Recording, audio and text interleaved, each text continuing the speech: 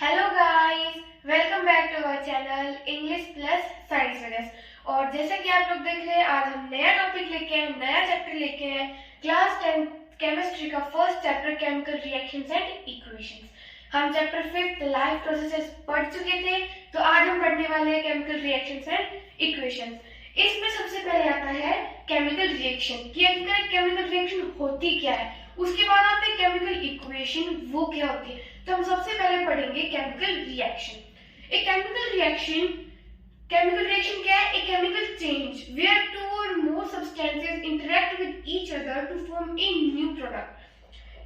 Chemical reaction क्या है? एक केमिकल चेंज है। इसमें पढ़ा है केमिकल चेंज। अब सवाल ये क्या है, क्वेश्चन क्या भी, केमिकल चेंज क्या होता है? तो चेंज दो तरीके के होते हैं, फिजिकल चेंज है केमिकल चेंज।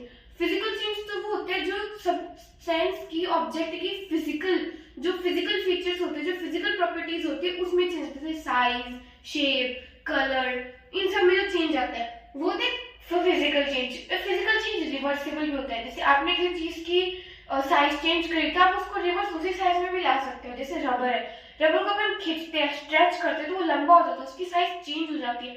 पर जैसे हम उसको नॉर्मल पोजीशन में लाते हैं उसकी साइज वही हो जाती है। तो वो था फिजिकल चेंज। दूसरा होता है केमिकल चेंज, जो चेंज सब्सटेंस की, ऑब्जेक्ट के केमिकल फीचर्स में जो चेंज आता है, उसके केमिकल प्रॉपर्टीज में जो चेंज आता है, वो चेंज कहलाता है केमिकल चेंज। और ये चेंज इरिवर्सिबल होता है, मतलब आप उसको पहले जैसा नहीं बना सकते। जैसे दही का जमना, अगर आप दूध से दही जमा रहे हो तो क्या आप वापस दही से दूध जमा सकते हो? आपने दूध से दही बनाया तो आप वापस दही से दूध थोड़ी ना बना सकते। तो वो चेंज है chemical change. A chemical change where two or more substances interact with each other। एक केमिकल चेंज जिसमें दो या दो से ज्यादा सब्सटेंस आपस में जुड़ते हैं, आपस में मिलते हैं, to form a new product, एक नया प्रोडक्ट बनाने के लिए जो पहले नहीं बना हुआ है, एक न्यू प्रोडक्ट बनाने के लिए, एक न्यू सब्सटेंस बनाने के लिए। वो जो रिएक्शन है वो है केमिकल रिएक्शन। उस रिएक्शन को हम क्या कहते हैं? Chemical reaction. फिर आता है, अच्छा अब हम पहचाने कैसे कि केमिकल रिएक्शन अब कैसे हो रही है। कोई रिएक्शन हो रही है, वो फिजिकल भी तो हो सकती है, हम कैसे पहचाने कि वो केमिकल रिएक्शन है? तो उसके लिए 4 पॉइंट्स है। अगर ये पॉइंट्स हो रहे हैं उस रिएक्शन के अंदर तो हमें बता सकते हैं कि केमिकल चेंज है।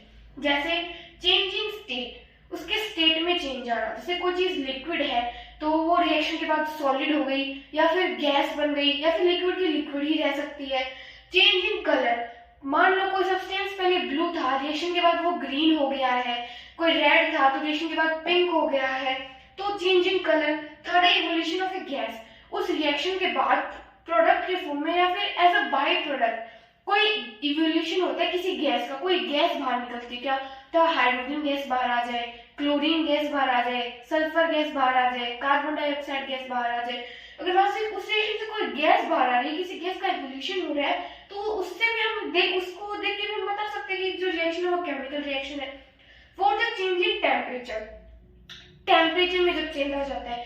कोई सब्सटेंस, मान लो रिएक्शन से पहले उसका टेम्परेचर 2 डिग्री सेल्सियस और फिर रिएक्शन के बाद अगर उसका 5 डिग्री सेल्सियस, अगर उस सब्सटेंस के टेम्परेचर में भी चेंज आ रहा है तो हम उस टेम्परेचर को देख के बता सकते हैं कि जो रिएक्शन है वो केमिकल रिएक्शन है, फिजिकल नहीं है। फिर आता है केमिकल इक्वेशन। केमिकल इक्वेशन क्या होती है? केमिकल रिएक्शन हमने पढ़ लिया, फिर आता है chemical equation. The representation of a chemical reaction, क्या? The representation of a chemical reaction by symbols for elements and molecular formulas for compounds is called chemical equation।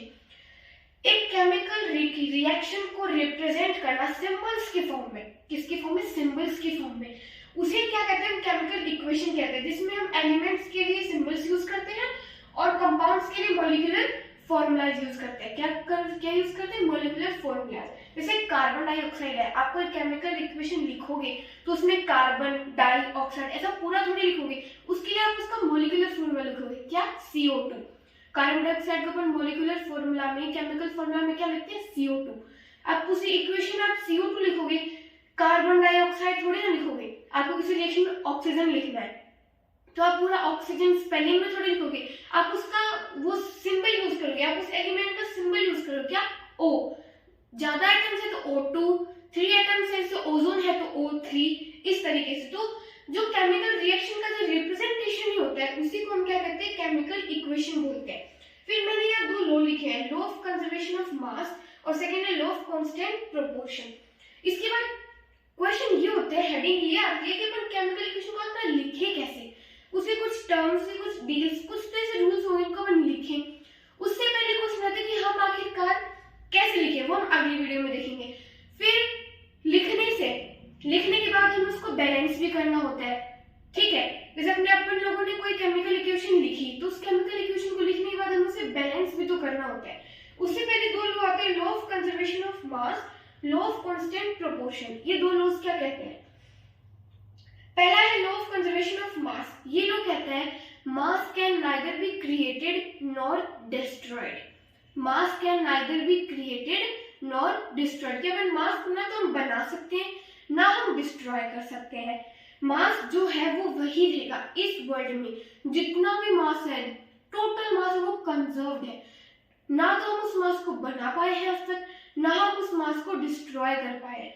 तो ये लोग कहता है कि मास हमेशा कंजर्व्ड रहता है, ना तो वो बनाया जा सकता है ना हम उसे नष्ट कर सकते हैं, ना हम उसको डिस्ट्रॉय कर सकते हैं।